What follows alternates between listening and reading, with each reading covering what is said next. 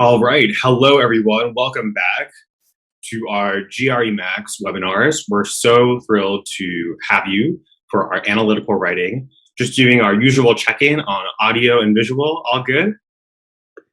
All right. Fantastic. Well, it's good to see some familiar names in the group. But so again, please feel free. This is a session that's meant to be value add for you and tied to your grad school dreams and GRE goals. So please chime in, share where you're at, ask questions about anything, because we're here to help you and be of service.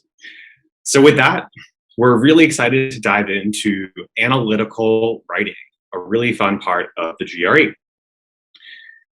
So just very briefly, I'm sure many of you have already heard this part, but just to introduce ourselves for new folks, Jonathan Herzog.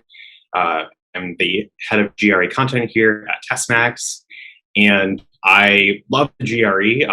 By way of background, completed my JD at Harvard Law School, my MBA at NYU Stern, and my undergrad at Harvard, and have been teaching and instructing and tutoring GRE for over 5 years at this point. And I'm really, really happy to be here with my colleague, Daniella. Hi, everyone. My name is Daniella. I am really excited to be here. I did my undergrad in business and engineering at UC Berkeley. I also recently completed my master's in public policy at Cambridge. I really love the GRE because it's really unlocked a lot of different opportunities for me after trying to do well on the LSAT. I was recently accepted to a JD PhD program using the GRE, so I really think it provides a lot of opportunities, especially for applying to law school. So I love helping people and being a GRE tutor, especially for those who really struggled with the LSAT. And I'm excited to be here. So thanks, Jonathan. I'll hand it back to you. Yeah, I so appreciate it. And really what Daniella shared is so part of the GREMax ethos, where we only hire and bring folks who were not naturals to the test. So we had to struggle through it on our own without the best resources out there, and really had to reverse engineer and build the foundations from first principles ourselves. So that's what we're really excited to help unlock for you today with the analytical writing session.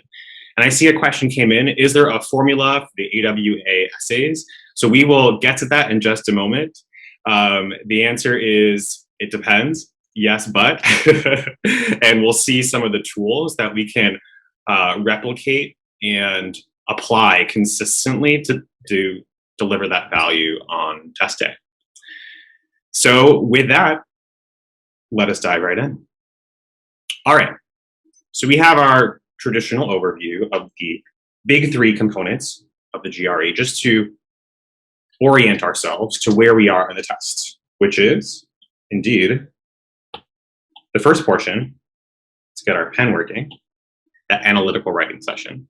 So that's where we're at, and feel free to go through the GREMax YouTube channel and search if you want to learn more in our deep dives on verbal reasoning, quant reasoning, the GRE generally. But again, today we're focused on analytical writing. So this is really the goal, or one of the goals, in working with a GREMax tutor and working on the analytical writing session, is writing an essay and actually enjoying it. Now, I know that sounds crazy, and it sounded crazy to me when I began this process many years ago, but we'll see today when we use some of our logical flaws drilling and logical flaws analysis in a really programmatic, rigorous way, it actually gets really fun, because you start pattern recognizing and really just attacking arguments at their core. Now, by contrast, another set of experiences we've all had coming to the test is this, right? You have your beautiful outline, you set it all up, you've teed up your perfect essay, and then there's 5 minutes left in the clock, and this is what it turns out to be. So we're definitely going to avoid the latter and train and work together and drill from a bottom-up basis to make sure we get our top score and get to the school of our dreams. So as a brief reminder again, just in this brief overview, the AWA score is part of that 0 to 6 score that 0 to 6 score that you get on the GRE. So we have those two big 170 marks, and then we have this writing score that is out of 6.0. Now, the AWA consists of 2 essay prompts, each of 30 minutes, so each a half hour. One is called an analyze an issue, and the other, analyze an argument. Each is scored in turn out of 0 to 6. So we'll look through some example prompts and actual scoring guidelines, and then look into the actual tools to apply to reach those top scores predictably and scalably. But that's what we're talking about when we talk about the AWA section, is 2 30-minute essays on an issue and an argument.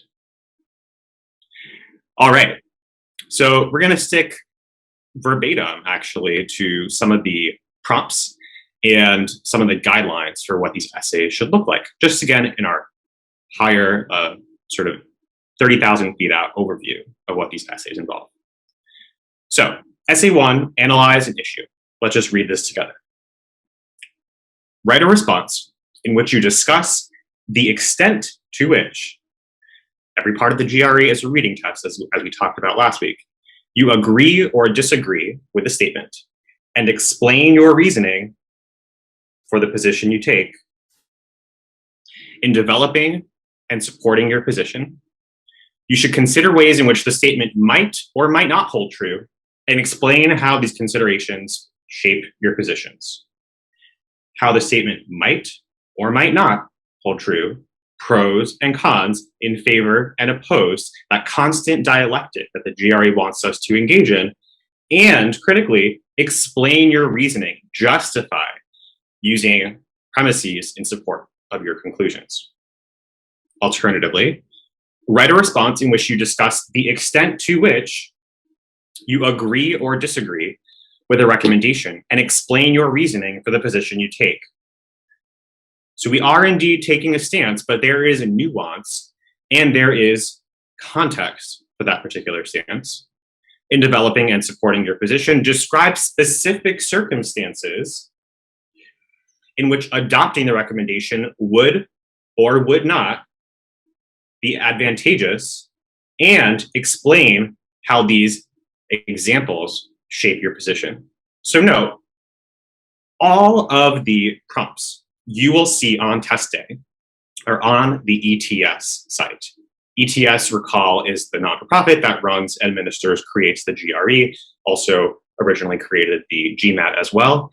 Every single essay prompt you could possibly see on test day is already online, publicly available, as well as instruction and guidelines for the essay about those topics, about those issues, and about those arguments.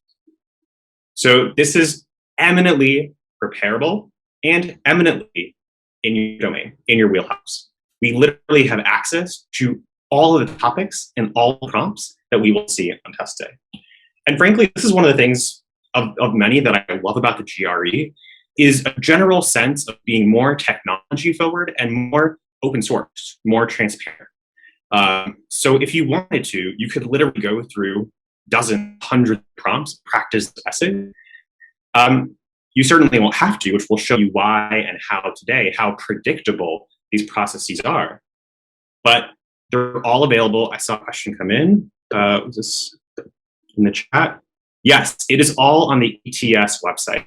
So if you literally just Google ETS GRE, analyze the issue essay, or analyze the argument essay, it will have every single prompt, every single instruction and guideline, and even scoring guidelines for every essay. It's all there, it's laid out for us to use. All right, just as an example, here's a sample issue task you might see on test day.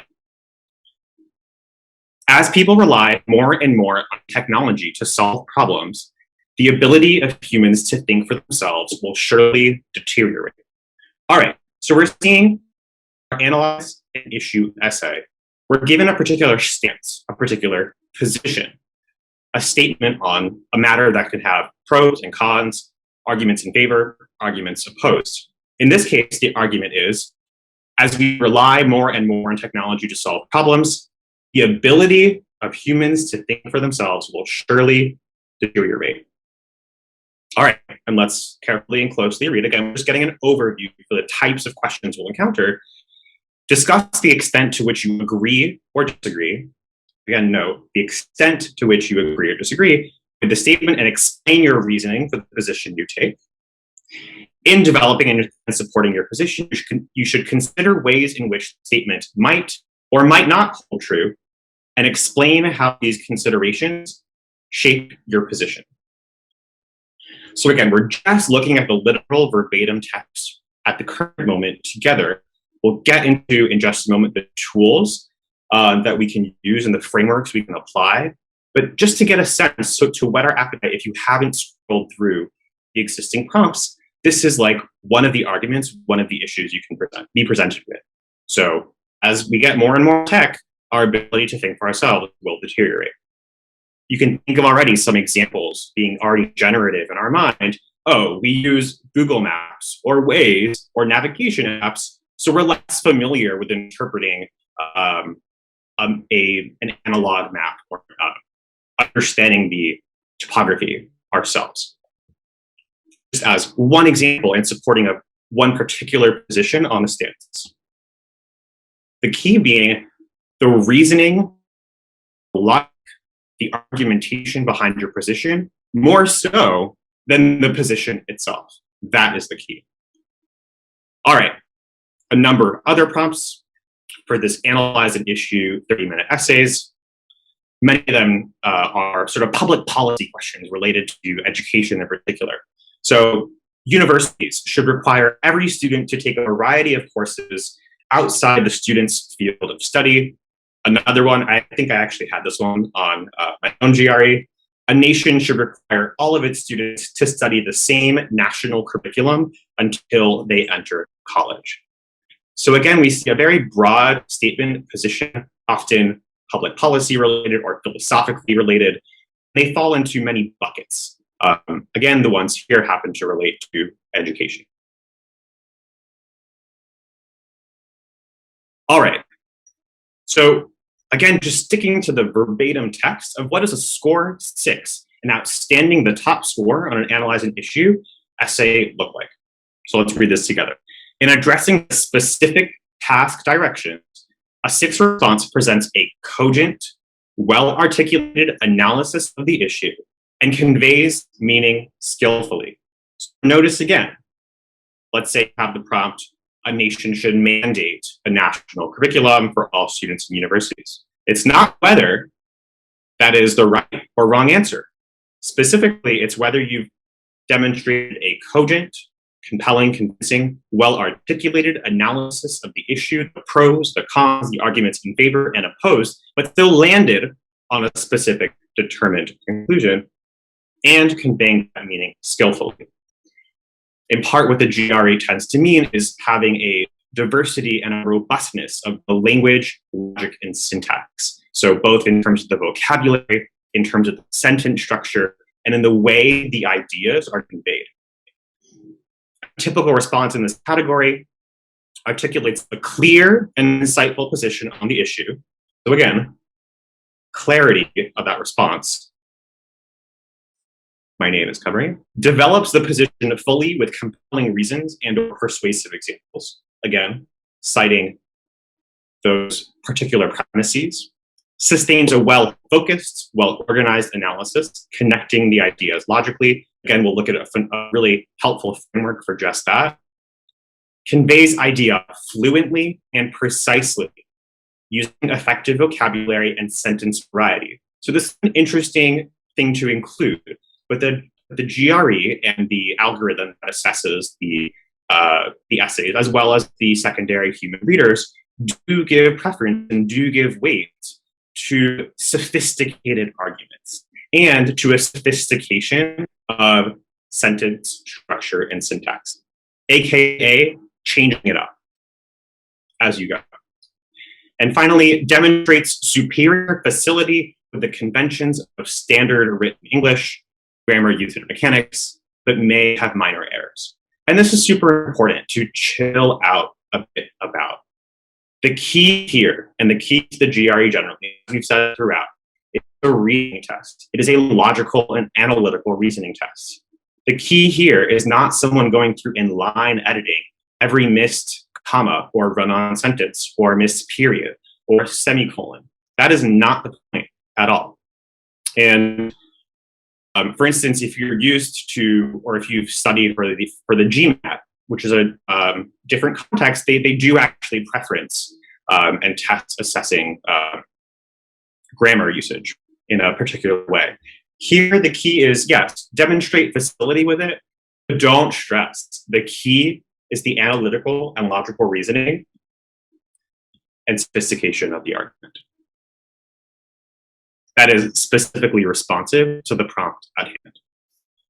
All right, so we're almost done with this brief overview, but it's important because you don't actually necessarily want to be spending your time on test day worried about the intricacies of the prompts. You want to kind of come in and get a sense of already being able to dive in and attack the logical flaws of particularly arguments.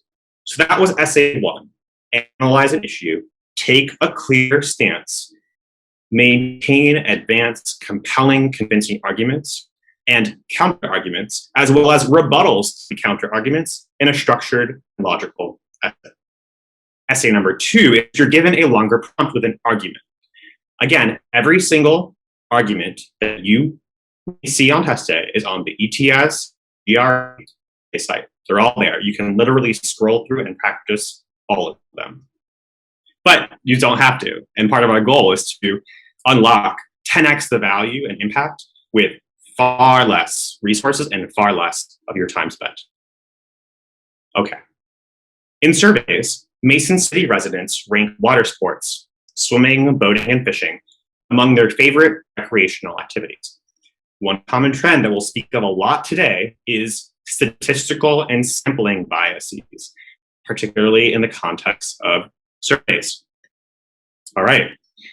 The Mason River flowing through the city is rarely used for these pursuits, however, and the city park department devotes little of its budget to maintaining riverside recreational facilities. For years, there have been complaints from residents about the quality of the river's water and the river's smell. In response, again, as we go, applying the same skills from verbal reasoning and reading comprehension and logical reasoning, looking for key contrasts, key signifiers, quantifiers, qualifiers, and the like, key components structurally of the argument. In response, the state has recently announced plans to clean up Mason River. Use of the river for water sports is therefore sure to increase. The city government should, for that reason, devote more money in this year's budget to riverside recreational facilities. All right.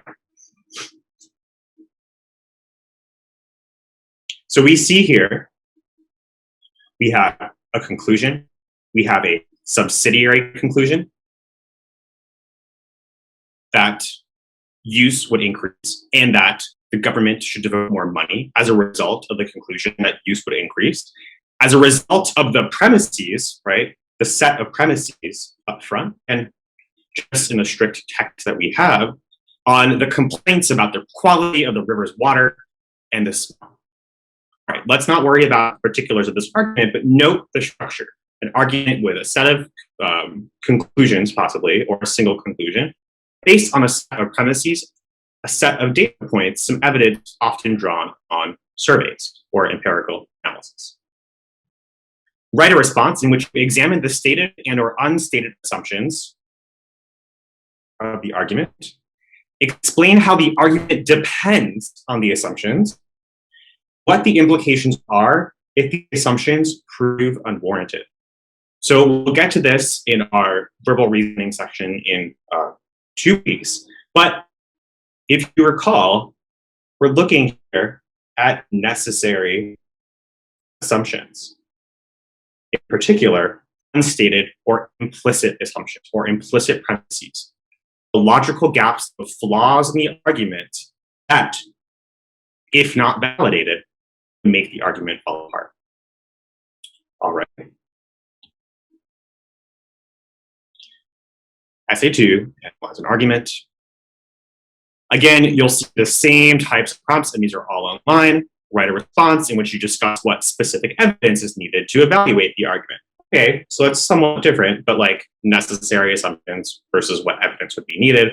Or, hey, discuss one or more alternative explanations. So as you can see, it's important to identify, just as we look at the question stem and logical reasoning, whether a question is asking you, hey, basically weaken, or hey, basically strengthen, or just identifying and laying out key unstated premises and assumptions of the argument.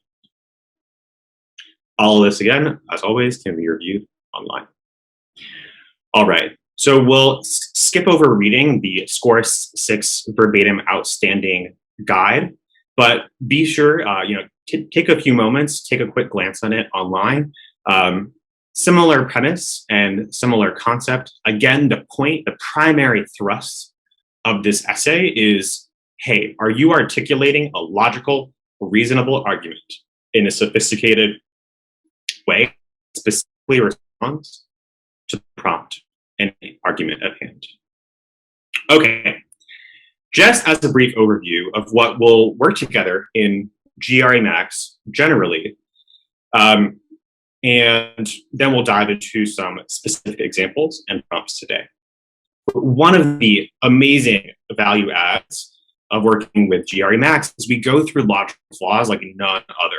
There's literally more than 33 of the most common logical flaws that we go through countless examples to drill on.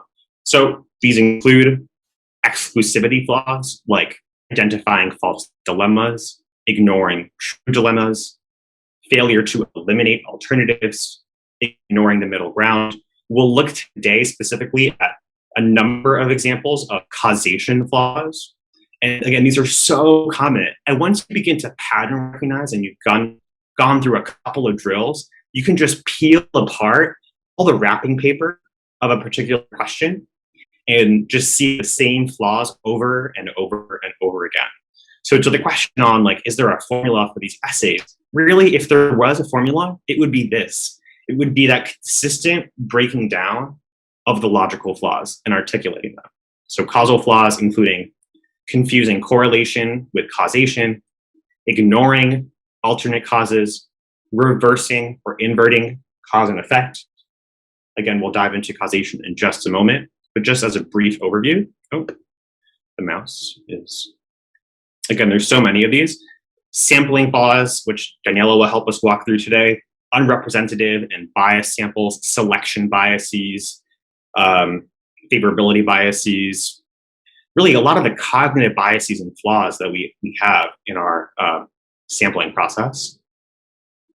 Quantifiers and versus flaws, so part versus whole, percent versus amount, absolute versus relative, and inappropriate appeals to emotion, popular opinion, inappropriate authority. One fair warning, if it's your first time diving into logical flaws in a really rigorous way, you'll start to see them everywhere. So not just all over the GRE and all over your test prep, but all over the news and the information you consume every single day. So it actually really helps you become a more informed consumer of information and a citizen generally. Okay, so some specific and concrete, really helpful, but simple essay writing tools that are directly related to these GRE essay prompts. We call it reflect back and look forward. You can see this in this visual here. So you're going to have a multi-paragraph essay in response to either the issue or the argument.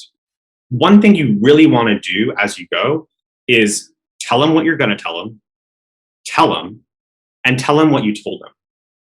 So what this means is we're going to literally start out in our sentence, clear, concise, succinct statement of what our stance is on the issue, even using the direct language of the prompt, or a clear, concise, succinct one-sentence summary of the fundamental flaw, fundamental gap in the logic of the argument. Then you're going to lay out a roadmap, literally a mental model, mental map of what your argument will look like, right? So if we say we're going to start off with our conclusion, and we're going to identify, hey, as we go, we're going to identify premise 1, premise 2, premise 3, let's say. 3 key points. All right, and this is still in the introduction paragraph. And we're gonna finish off with our conclusion again. So tell them what you're gonna tell them, tell them what you told them. Now, this is rewarded immensely because that clarity of thought and structure really helps the reader or the algorithm interpret and decipher the trajectory of your argument. So to that end, a super critical part, and we have to unlearn some of the essay writing habits we might have gotten from various parts of our education. Don't bury the lead. So this is a phrase common in journalism, which is don't hide what the secret sauce is, right? If there's a fundamental gap in the logic, like we're making inferences about absolute numbers from data related to percents or a relative comparison, that is the fundamental flaw. Identify it up front. Don't hide it later on. There's no secret that we're going to magically unlock later. We're just going to tell it and tell it directly. Similarly, on the issue, yes, there should be nuance and you should address counterarguments throughout your essay, but do not hide what your stance is. Do not shy away from your position. State it clearly up front. Really, really helpful in creating that map and that structure for your essay. Again, as we talked about, and this is fairly distinctive about the GRE, say if you were to contrast it with the GMAT, a greater emphasis on a diversity of syntax, language, structure, and vocab than like a perfect adherence to grammar, let's say. And this is again true also throughout the verbal reasoning section, generally. All right, so this is our intro map, right? We have C, PPP, lots of parentheses, restate the conclusion. And the reflect back, look forward means every single paragraph is going to be clearly tied to the other. So let's say we're starting off and our conclusion is nations should not mandate a universal curriculum for all universities. All right, that is our stance. This is because number 1, number 2, number 3, number 4, I will demonstrate through these 4 cases, these 4 examples. Therefore, nations should not adopt a universal mandate for university curriculum, despite some of these considerations. Now, let's say your second paragraph is going to delve into one specific premise, right? Let's say that premise is an argument in favor of academic freedom, or an argument in favor of the rigor of a curriculum and the flexibility of that curriculum. All right, so when you lead off this paragraph, just as you're not bearing the lead up front, you're not bearing the lead in that paragraph. Literally, clearly identifying this paragraph is going to dive into why, as related to the criterion of optimizing for academic freedom and for academic rigor, nations should not mandate national curriculum, right? So you're going to flesh out, let's say, these 1 or 2 premises, conclude and summarize, tell them what you told them, and then tie in and reflect and look back first on the argument you just made and look forward to what next paragraph will relate to. Okay, well, key premise number 2 is going to be related to federalism, let's say, in the United States, and states' rights versus the federal government, whatever it might be. So this is just overarching structure. And it is indeed the case that longer does tend to do better in terms of the overall essay. As we go in our drilling and our practice through practice prompts, actually mapping out a pro and con table of art of the arguments or the flaws can be a really helpful way to start. And so once you've gone through a number of prompts or analyzed a number of issues, by the time you get to test day, that will just become instinctive for you. But it's a helpful tool as you go to really lay out, again, what are your key conclusions, what are your key premises, and what are the key arguments in favor and opposed to those particular claims. All right. As always, as we go, feel free to throw in the chat any questions, thoughts, reflections on anything. But here we go. Why don't the premises support the following conclusion? Okay. 1.25 million people died in car accidents last year, while only 21 died from skydiving. We must ban driving once and for all. And for those of you who are on the call, feel free to actually chime in and share your thoughts. Why don't the premises here support the conclusion? This is actual data. 1.25 million people died in car accidents last year, while only 21 died from skydiving. Seems pretty compelling to me. Over 1 million versus just 21. Sounds like we should ban driving. All right, well, one of the common flaws we'll see in our comparisons of percents versus absolute numbers, relative versus absolute numbers, is trying to make an invalid inference on the basis of, in this case, these absolute numbers. So 1.25 million people die in car accidents. Okay, that's a lot, that's tragic. But how many people are driving on the road? How many people are in cars every day or in last year? Let's say there were 100 million. It's probably many more. In that case, that 1 million might represent 1% of people who were in cars or driving on the roads for a certain amount of time last year who were who died in car accidents. Now, while only 21 died from skydiving. Now, how many people went skydiving last year? We don't have to know. You don't have to be a subject matter expert in anything on the GRE.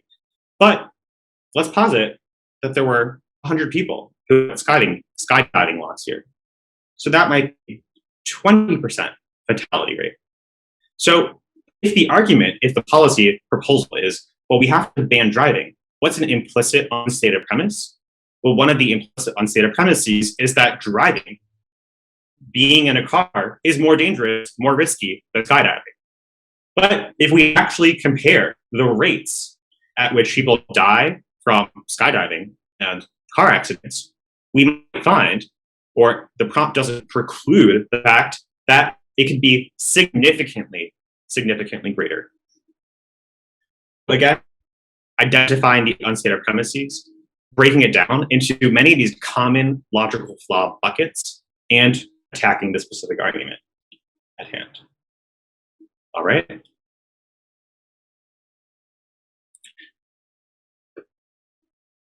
All right. Why don't the premises support the conclusion? Recently, Whole Foods replaced all dairy products with oat-based milk. Only 4% of customers complained. So 96% of folks were happy with the change. Also, those who ask for milk don't complain when they're given OAT. Hence, they obviously can't tell OAT from cow milk or use the term milk to refer to both. Okay, where to begin with this one? This is a very common one in the GRE argument prompts. We love surveys and we love claims about customers or individuals' response to those surveys. So there's so many flaws here, but let's just flag a couple. Only 4% of folks complained, so 96% of folks were happy. Okay, and you can, again, you don't have to be a dairy expert or a farmer or a grocery supply chain expert. Just use your own intuition and reasoning, which is 4% of folks complained. Does that mean that the rest of folks who didn't complain were necessarily happy with the change? Maybe they were at least neutral about it. Maybe they didn't even know or notice. Or maybe they were furious but didn't know how to access the website. Maybe of those, as we tend to know, and those who do Yelp reviews, people who review things online, they're either extremely pleased or extremely opposed or extremely furious with their experience. So it definitely does not tell us that 96% of folks were happy with the change just because they didn't complain through this particular method of complaint.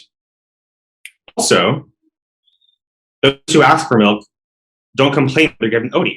Okay, well, there's a number of researching and sampling effects that if someone asks me something, there's a social desirability bias.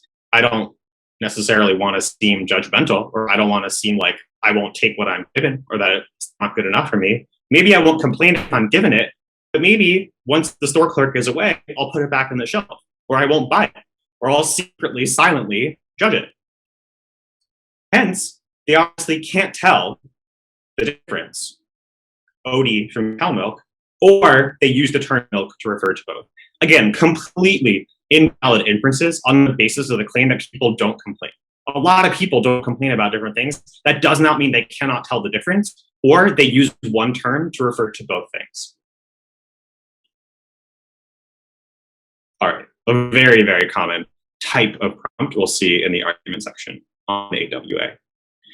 Okay, just a couple more. Why don't the premises support the conclusion?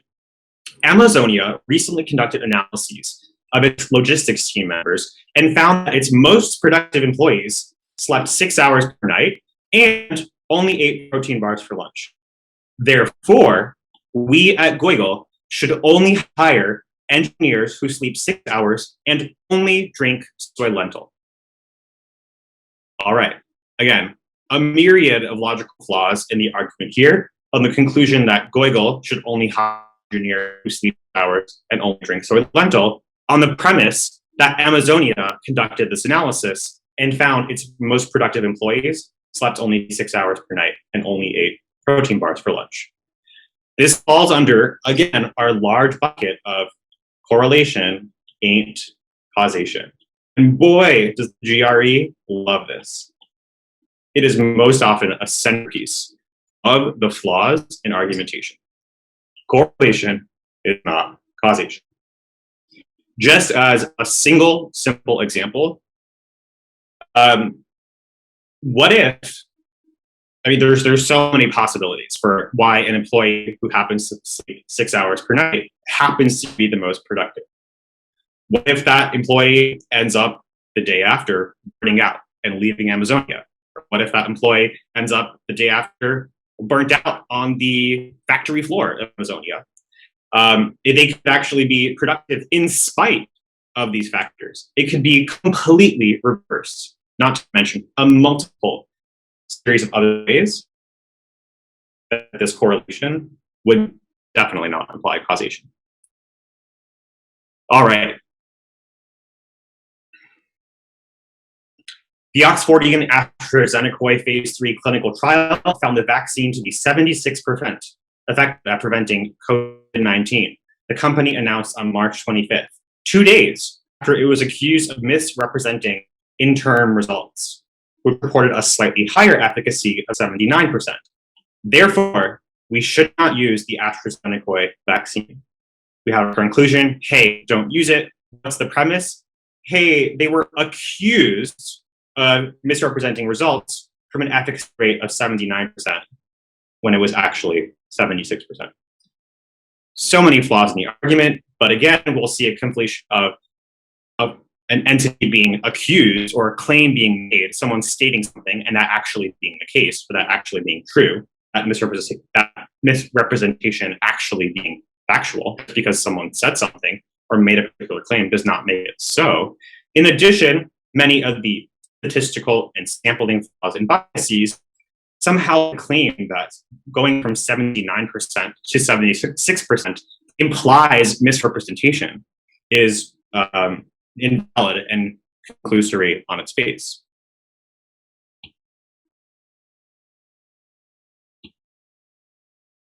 All right, we're clearing this just in the interest of time. All right, so we're kind of boiling down a couple of the big causation type logical flaws in this series of slides. Why don't the premises support the conclusion? So we refer generally to the case of reverse causation. Let's look at a particular example. Patients testing positive for COVID-19 were heavier than those who tested negative. Therefore, COVID-19 causes obesity. So we see a particular putative or proposed cause, in this case, COVID, the proposed effect being obesity. Number of flaws and number of gaps in the logic, but for the purpose here to highlight one of the most salient ones is the possibility of reverse causations. Again, we see two things present themselves simultaneously. There's a correlation, perhaps, but it is certainly possible that being overweight or presenting with obesity may, in fact, be a precondition or affect, moderate the likelihood of contracting or the severity of the case of coronavirus. So we see an example of a case of reverse causation. Again, adding to the tools in our toolbox of the types of things we can deploy to hammer at, to attack whatever is presented to us. So we know it's possible the cause and effect could be reversed. Alternatively, why don't the premises support the conclusion there may be an alternate cause? So this may have happened to you. When I sneezed, or when I did something, when I tripped, the lights went out. So I must have mystical powers. I must have the capacity to control the electrical wiring. Well, we have a proposed cause, right? So I happened to sneeze yesterday. And a proposed effect, the lights went out. But it is also possible, even if things present in succession, one happens and then the other happens, there may be a hidden, an alternate, or a confounding factor or series of factors or causes. Say, there was a storm or an outage. It's possible that happened simultaneously before or after that seeming cause. The cause we thought led to the outage. All right. There are many, many others, but for our purposes today, intervening causation. So let's say I did 50 GRE practice questions, and now I feel anxious. Clearly, the GRE makes me anxious. All right, so I did my GRE practice questions, I feel anxious. All right. There are many possible intervening causes that might mediate the pathway from the cause we seem or perceive to be the trigger for the effect or the result. And what if, after we did our GRE practice questions, we went and we scrolled on TikTok or on Instagram or what have you? And maybe it was the numbing on social media, or maybe it was the response to the social comparison that made us feel anxious. It has nothing to do with the GRE at all. Again, one very simple out of a whole series of possibilities of intervening causes that can lead to the perceived effect. All right. Really happy to hand it off, pass the baton to Daniella. Thanks, Jonathan. That was a really great overview of what the GRE looks like in general and some logical flaws. So what I'm going to do now is recap some of the most first I'm going to talk a little about the attitude that we want to go into as we're approaching these analyze the argument questions. Then I'm going to talk a little bit about some common flaws that we see. And then finally, I'm going to go through a couple of prompts, and then Jonathan ultimately will go through a couple of prompts. So let's talk about the attitude. So I think that it's really important to attack the argument with the following two sort of prompts to ourselves in mind. And to say, for example, after we read the particular prompt, hey, that doesn't make sense because you can't always assume that. Or there are other factors at play. They didn't talk about blank. And these two different sentences in mind are things that we're going to want to fill in as we're reading the prompt. So let's move on and talk about the most common logical flaws that we often see during the analyze the argument question. So like Jonathan talked about a lot before, causation versus correlation. So one classical example of this is to say, in one particular city over a particularly scorching summer, the number of ice cream cones sold in the city increased. Also, over the summer, the number of murders increased. Therefore, the ice cream sales led to all of the murders. And of course, we would think that's completely ridiculous. How can ice cream sales lead to murder? But that is another example of a causation versus correlation. The ice creams increasing and the murder increasing happened at the same time, but one did not necessarily cause the other. Another example where there's causation versus correlation flaws is when there's the same cause leading to the same effect for different independent situations. So one example is I have a cousin who's very allergic to bees. I am not allergic to bees. If we both get stung by a bee, I probably might have a swollen finger and she might have a more severe allergic reaction that might lead her to go to the hospital. The same cause, we both got stung by a bee, but there were different effects.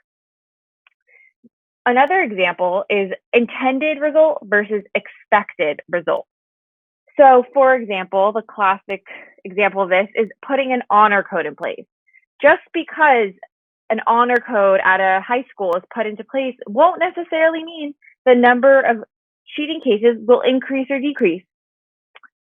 The third example is that something occurs in the past, and so the same will occur today.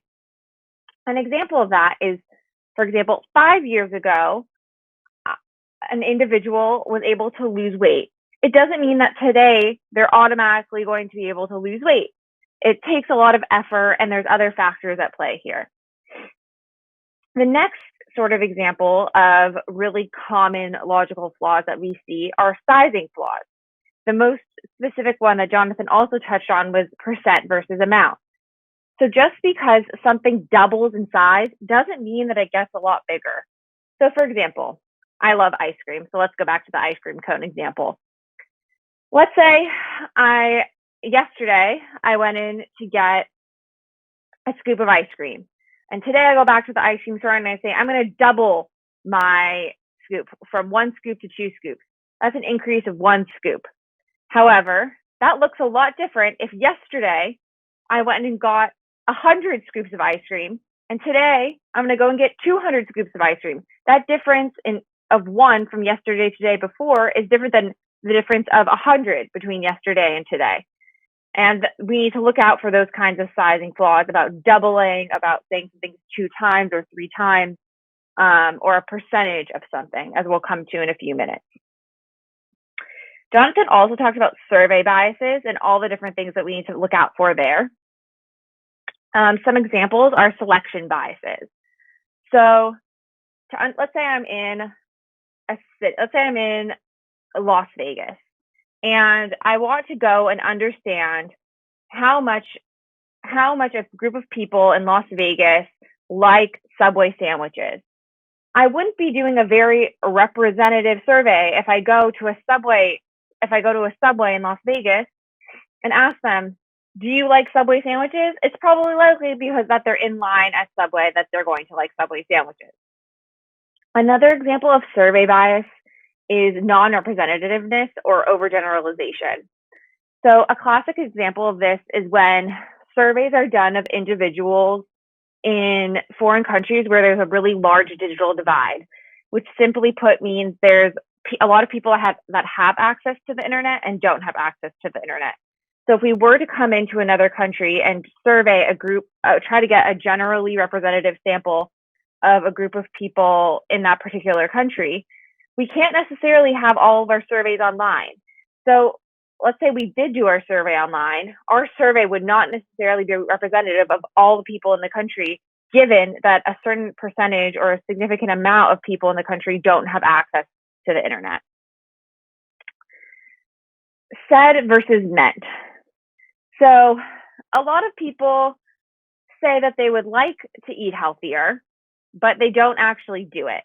And I think that is something that's really important to distinguish between in terms of said versus meant. Saying you're doing something versus actually doing it. And then the last survey bias I'd like to review is response bias or social desirability bias. This particularly comes to mind when going to the dentist. So a lot of people, when you go to the dentist, you ask them, your hygienist will ask you, how much do you floss? And usually when you're put on the spot, you do want to say, you usually will report saying that you floss more frequently than you actually do. And you probably overestimate the number of times you floss. You probably also overestimate the number of times you work out, and that's usually due to the fact that doing more of it is generally accepted as good or better. The last, but certainly not least, common logical flaw is an alternative cause. Jonathan talked a lot about that before. Let's put it in the context of a situation. So let's say I have a glass vase, a beautiful glass vase that's sitting on the table, and it fell off the table and crashed and shattered. There's multiple reasons why that could have occurred. Someone could have knocked it over. The wind could have pushed it over. My dog could have jumped on the table and pushed it off. There's many different causes as to why something occurs. And if we're not told precisely why something occurs, we can't make the assumption or the flaw of assuming that. So let's take all of these, with all of these examples in mind, let's keep them in the back of our mind as we approach prompt number 1.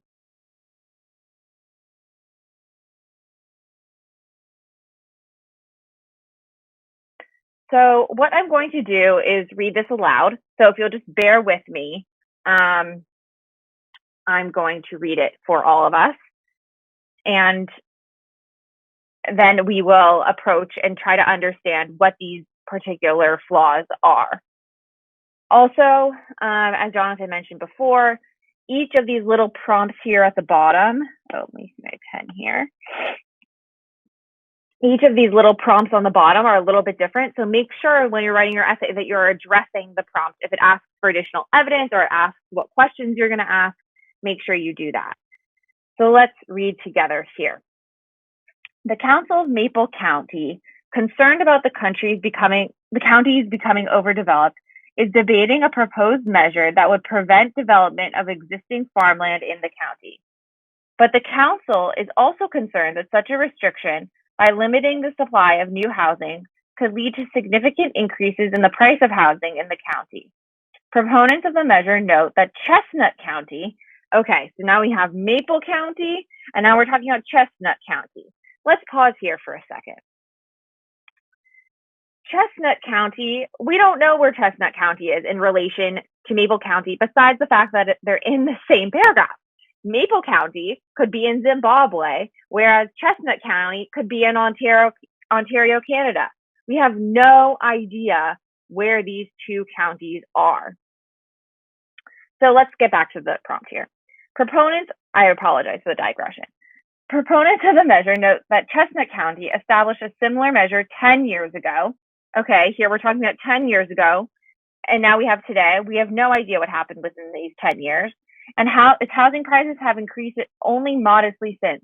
However, opponents of the measure note that Pine County, okay, ding, ding, ding, third county, we still don't know where it is, adopted restrictions on the development of new residential housing 15 years ago. Here we go, another timing thing. I'm just going to erase a little bit here so we can see the different, we can color code these different flaws here together. Sorry about that.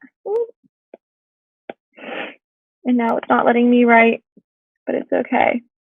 Okay, so we have the counties here in blue, and we have the timing here in red, 10 years ago versus 15 years ago. And its housing prices have more than since doubled. The council currently predicts that the proposed measure, if passed, will result in a significant increase in housing prices in Maple County. Wow, that is a lot going on there. Lots of flaws. It's a lot of low-hanging fruit for us to attack here. So the things that just jumped out to me at first is distinguishing between these three different counties and how they're being compared, and how we don't know if they're actually, we don't know any of the environments in which they're being compared. It's really difficult to, let's say instead of Maple County, it's Des Moines, it's a county in Des Moines, Iowa, versus in Chestnut County, it's a county it's New York City or the county in New York or Los Angeles County. Each of these counties have various different situations, they're different sizes, they have different demographics, and these different counties cannot necessarily be compared. So that's the first flaw that I like to think about in terms of same cause, same effect. Just because a particular treatment is placed on one of these counties doesn't necessarily mean that the same effect will occur if the same treatment is applied to other counties. So just because Chestnut County established some measure 10 years ago and housing prices have increased modestly, and Pine County 15 years ago, they more than doubled, it doesn't mean that it's going to happen necessarily in Maple County. Another key flaw here is, and its housing prices have since more than doubled. This here, we'll put in green, is the sizing flaw that we talked about before. We want to see how that's a red flag and how we don't know what the housing prices are. A doubling could mean something completely different than in one county than another. And it could be on a completely different scale. Also, we're talking about housing prices here, and there's many different alternative causes or different reasons why there could be different fluctuations in housing prices. There could be a global pandemic that leads to drastic reduction in terms of density of a city, and that leads to housing prices or rent prices to completely drop. Or an entire city is flooded because of the melting of glacial waters, and that causes the city to become unattractive and for housing prices to decline drastically. Or an earthquake happens and people leave the city. There's a lot of different things that could happen that could affect housing prices that are not called for here, that are up and left up to question. So with that said, getting back to the question here, write a response in which you discuss which questions would need to be answered in order to decide whether the prediction and the argument on which it is based are reasonable. Be sure to explain how the answers to the questions would help evaluate the prediction. And in this case, let's translate our flaws into questions here. So our key question number one, let's ask about the similarity and differences between the counties. Do they have the same demographics that we talked about? How are they similar? How are they different? Let's also talk about the measure 10 years ago, 15 years ago, and how these counties have changed over these different time scales. And let's also ask a question about potential alternative causes or this doubling in housing prices and understand the causes behind that. And I think that's a really great starting place for us to begin attacking the prompt and answering the question at hand here.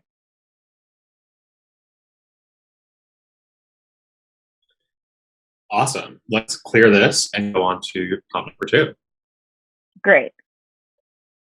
Let me clear this out. Okay. Great. Moving on to prompt number two. Okay, let's read this together and let's identify the different flaws like we did. For all of you, I'm here with an iPad here, so that's where I am looking if I'm looking away. So let's read together. In an attempt to improve highway safety, Prunty County last year lowered its speed limit from 55 to 45 miles per hour on all county highways. But this effort has failed. The number of accidents has not decreased. And based on reports by Highway Patrol, many drivers are exceeding the speed limit. Prunty County, so it's offering a recommendation here. Prunty County should instead undertake the same kind of road improvement project that Butler County completed 5 years ago. Okay, red flag here. We're comparing two things without knowing where they are or if they're the same. Prunty County and Butler County. And what else do we have? 5 years ago. This is timing. So 5 years ago. We don't know if anything has changed or not. Increasing lane widths, resurfacing rough highways, and improving visibility at dangerous intersections. Today, major Butler County roads still have a 55 miles per hour speed limit, yet there were 25% fewer, 25%, percent versus amount, we don't know if 25%, what 25% means, reported accidents in Butler County this past year than there were 5 years ago.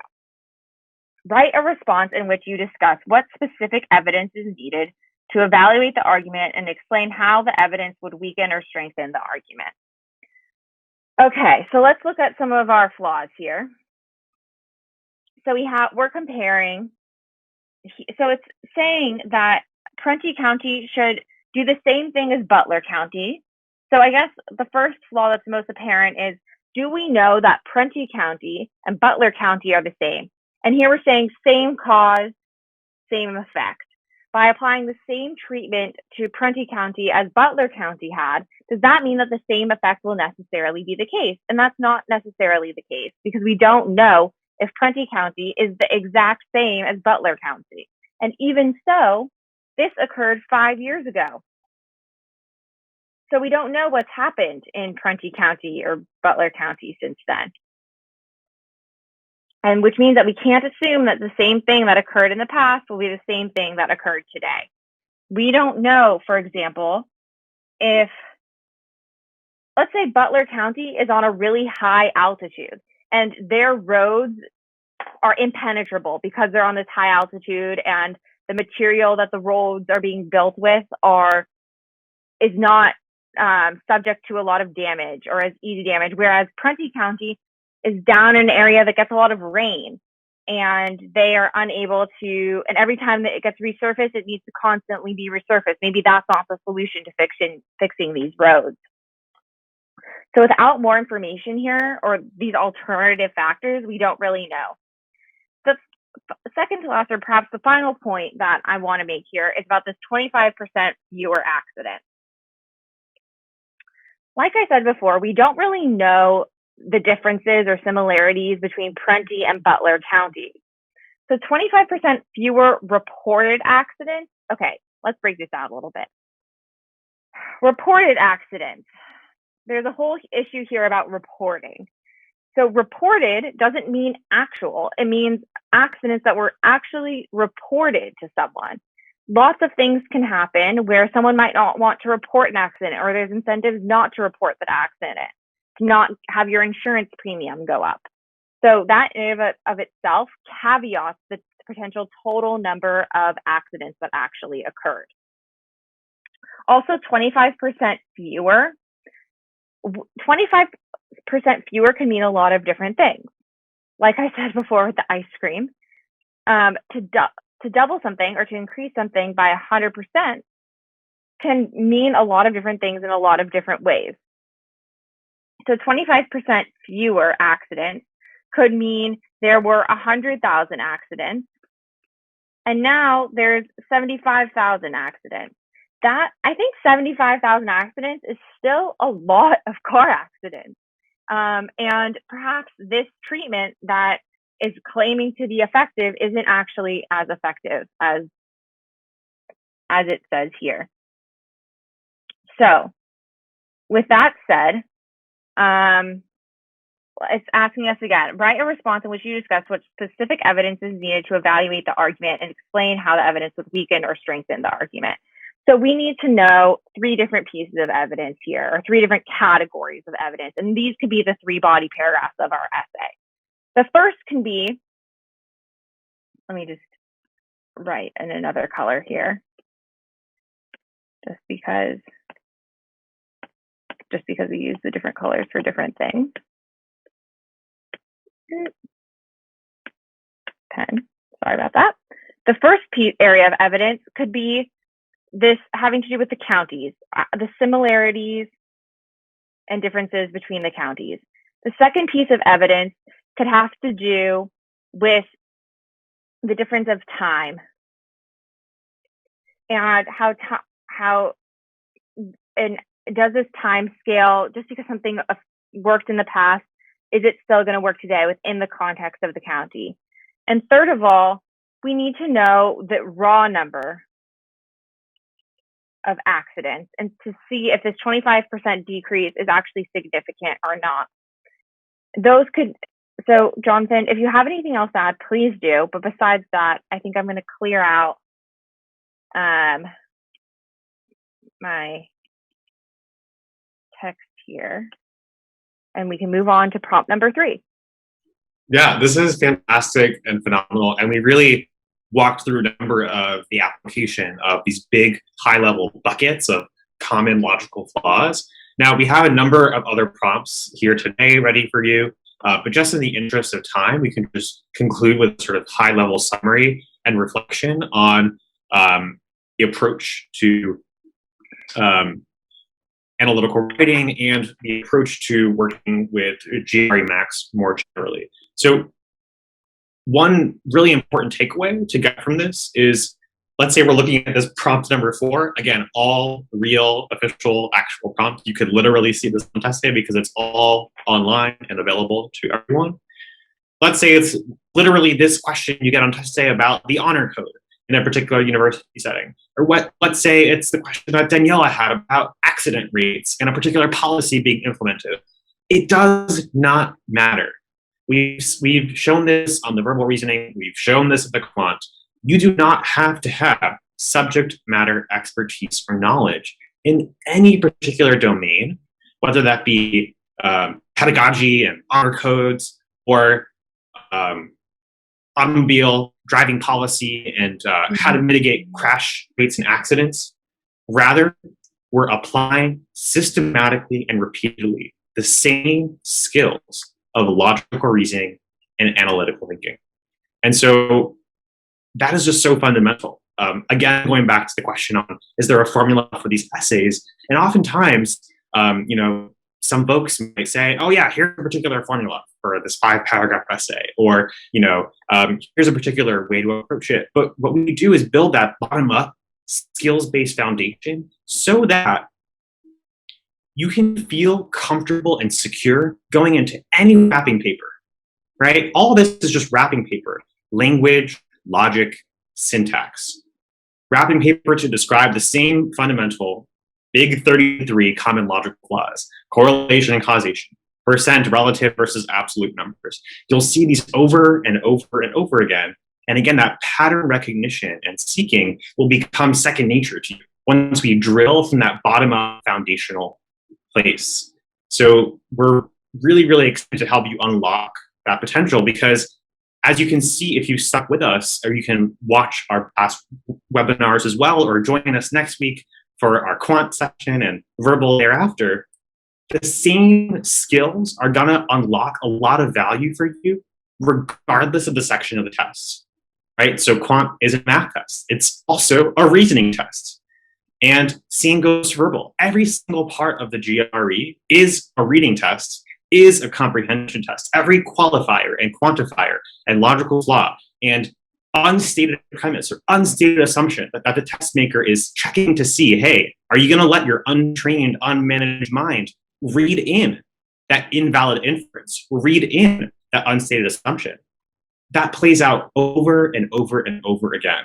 So with that, as always, you can take a free practice test online. You can download the GREMax app on tablet and mobile. You can sign up for a free 20-minute consult with a GREMax team member. We're more than happy, as always, to stay on this evening after the webinar. And for those of you who, again, are really committed to investing in yourselves, which you clearly are because you already have spent an hour thinking about analytical writing, we're, as always, really happy to share with you that only for those who are live online on the call, we're able to give you, if my pen will work, an incredible 15% off for tutoring packages within the first 24 hours after the live webinar, and a 10% off for 1 month after our call this evening together. Again, we're more than happy to stick on even this evening to chat about your particular goals and dreams and actions, the GRE and the GREMax experience is super tailored and customized to you and what you want for your grad school and for really your dream beyond that. So with that, we'll leave you with some awesome 5-star reviews from students all over the globe, and leave it open, as always, for questions, thoughts, reflections, and thank you so much for investing in yourselves and your future. All right, well, have a wonderful evening, everyone.